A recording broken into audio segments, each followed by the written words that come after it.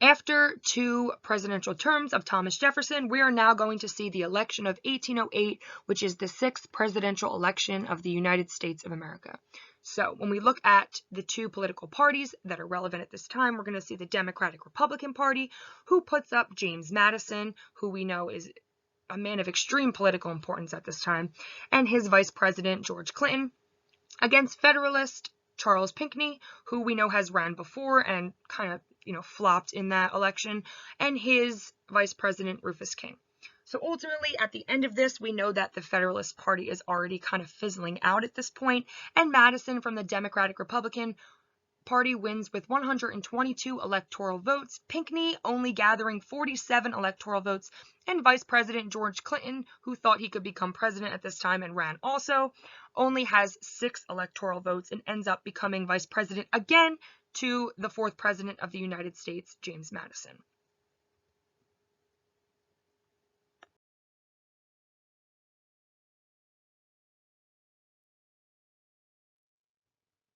During these years before the War of 1812, we see a lot of issues between Britain and the United States going on the world stage, but there's also issues that are going on inside the United States that Britain is kind of roped into that are really important as well. So one of these events is the Battle of Tippecanoe. So the key figures that are involved in this are Tecumseh, who is the Shawnee leader, the Prophet, which is his brother, William Henry Harrison, who's the governor of Indiana and ultimately becomes one of our presidents one day, and all of the Native Americans that gather in support of Tecumseh and the 1,000 troops that gather in support of William Henry Harrison during this battle. Now that we went over the important figures, let's go over what it was and why it was important. So Tecumseh and his brother the Prophet basically have this idea to join all the neighboring Native American tribes and get together in this confederacy in Prophetstown, which is a place right on the river of Tippecanoe, which is where the Battle of Tippecanoe gets its name. And they get together and they decide that they are going to join against the United States expansion in Native territory. So as we talked about previously, the Battle of Fallen Timbers led to the Treaty of Grenville, which gave a lot of Native American territory to the American settlers. But Tecumseh, the Prophet, and a lot of the Native American followers are gaining a lot of support in the idea that they want to fight this expansion. They want their lands back, and they want to fight for their cause. So due to this idea, you're going to see the United States becoming very uncomfortable and uneasy. So William Henry Harrison, as the governor of Indiana, tries to come to this agreement with Tecumseh to basically get what he wants, to make sure that they can keep expanding, that there wasn't going to be this continuous conflict. But this was not met with any success. So ultimately, Harrison marches with an army of 1,000 to stop the Confederacy and break apart this idea of this conflict and gaining back land. So he marches to Prophetstown, right along Prophetstown on the river of Tippecanoe, and ultimately he is surprise attacked by the Prophet and his supporters, the Confederacy, and ultimately, although he is shocked and really thrown off, William Henry Harrison defeats them and burns down Prophetstown. Besides the fact that this is a huge pivotal moment for the Native Americans, and also for the American settlers who wanted to keep expanding, this was also important because it made the United States furious and Britain. And I know this sounds kind of off base because it seems like this is between the American settlers and the Native Americans, but during the entirety of this conflict, and even before this conflict, the British in British Canada were really giving their support to the Native Americans because they didn't want American settlers to continue to expand. So although this seems like an internal affair, the British really had their hands all over this situation, and they were pulling a lot of the levers and controlling what was going on here. So because of this, obviously the United States was becoming more furious with Britain, and this was fueling the fire even more for the War of 1812.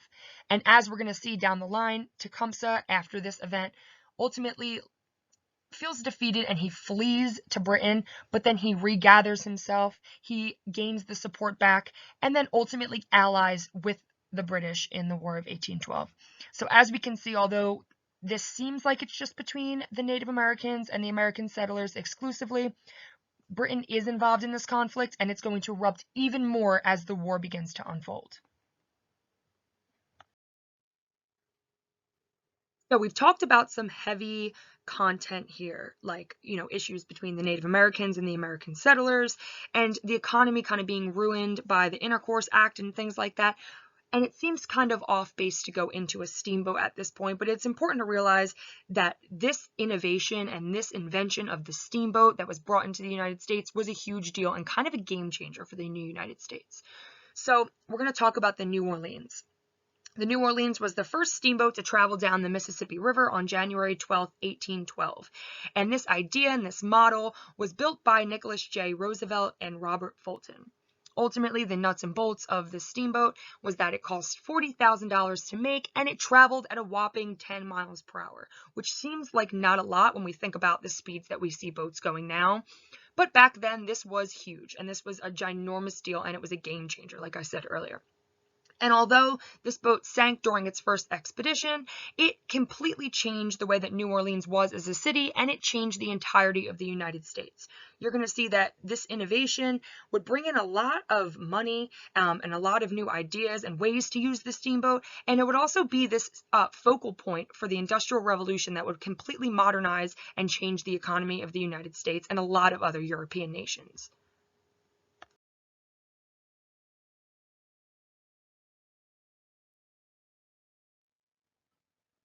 In June 1812, James Madison finally asks for a declaration of war that would begin the War of 1812 between the United States and Britain.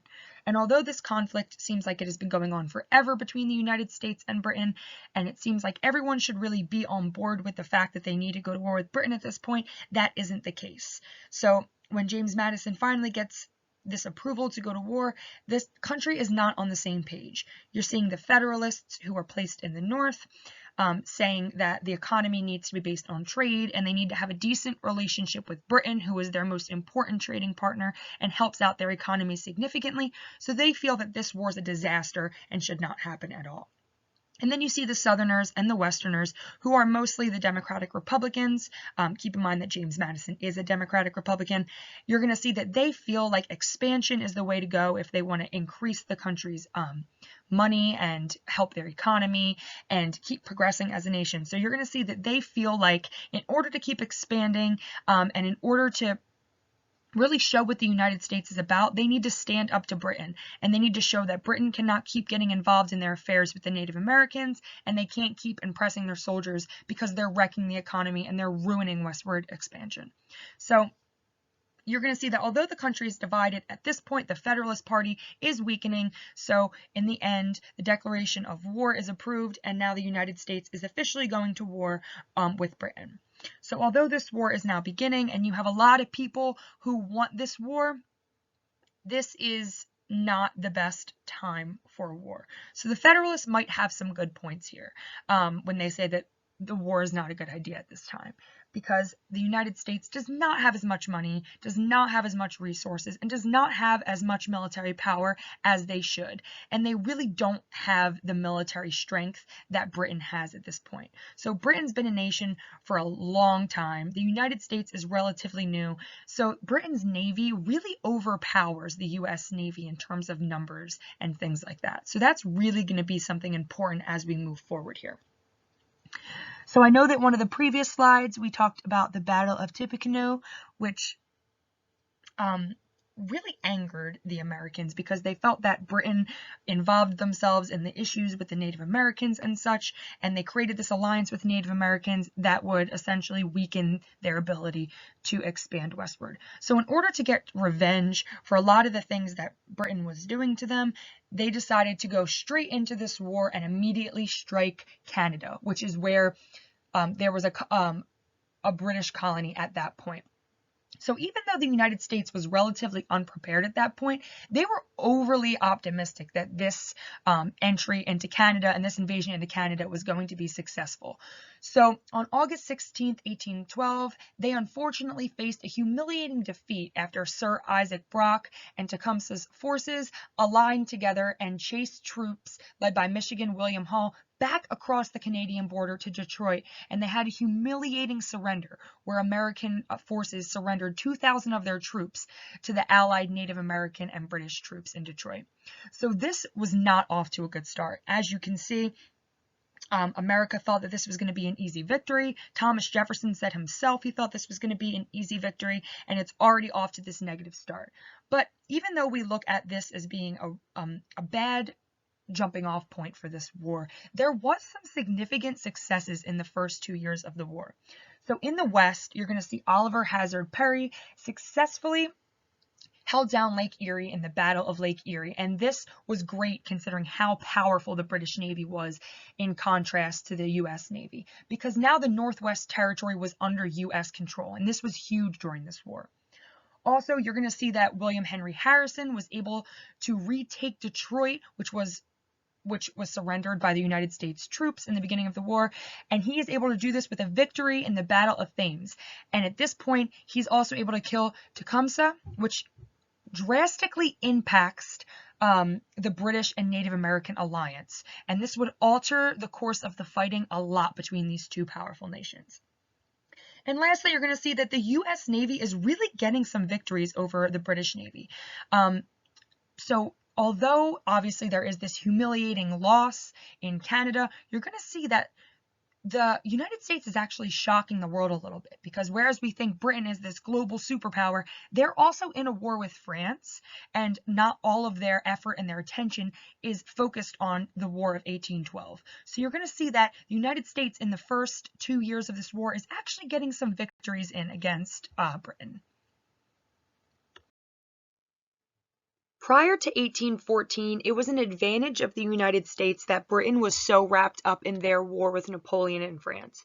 But due to the fact that in April 1814, British defeats Napoleon's armies, the United States is really going to be at a disadvantage and in a really scary spot, because now Britain is going to amp up their efforts and they're really going to pour into North America and focus in on this war with the United States. So after this defeat of Napoleon's armies, you're going to see troops pouring into North America, forces raiding the Chesapeake Bay. They're going to move into the U.S. Capitol eventually, where James Madison and Dolley Madison eventually have to flee to Virginia. This is humiliating, because not only are you're seeing the president having to flee out of the White House, but you're seeing the White House being burned, the Capitol building being burned. You're seeing government buildings being basically annihilated, and this is making a fool out of the United States government in the eyes of the world. And this is exactly what the British wanted to do at this point. And on top of this, you're seeing them attack New York, New Orleans, which would eventually cut off access to the Mississippi River, which we know is crucial to the United States for trade, for the economy, for really transporting things needed for this war, basically. So by cutting off all these things, they're making the situation between the Federalists, who didn't want the war, and the Democratic Republicans worse, because New England, New York, this is all based in the north where the Federalists are, and you're also seeing them cut off the most important waterway in the United States, which is going to make things extremely difficult for the United States to bounce back from. And where all of that is completely terrifying and a direct result of the fact that Britain is now all in on this war, there also was some inspiring stuff that came out of 1814, like the Battle of Fort McHenry, where the American Navy shockingly defeated the British fleet, and the scene of a flag hanging over the fort would inspire Francis Scott Key to write a poem, which would eventually become the Star-Spangled Banner, which is really like the song of the United States now. So the national anthem really came out of this year, and also all of this terrifying military action that really shook our country to the core came out of this and showed us what we really were about as a nation. So 1814 truly was a pivotal year in the War of 1812.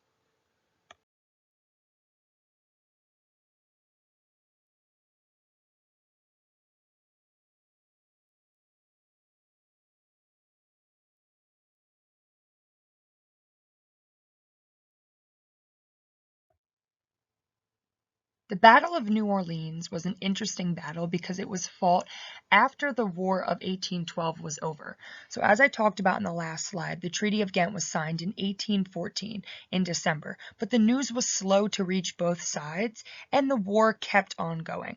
So on January 8th, 1815, the British and American troops fought in a huge battle where the United States would win. And this would have been a very decisive victory if the war was still going on, because the United States pulled an insane victory out over Britain. So Andrew Jackson, who would become our 5th president, led his diverse group of troops against a really powerful force of British soldiers and earned his stardom as he inflicted serious damage on the British. So this was a battle that the Americans were not supposed to win. This was a very difficult win, but Andrew Jackson pulled out the win. His soldiers pulled out the win, and this was a huge victory. But the weird part was the war was over. So it's definitely an important thing to think about when you're understanding the Battle of New Orleans.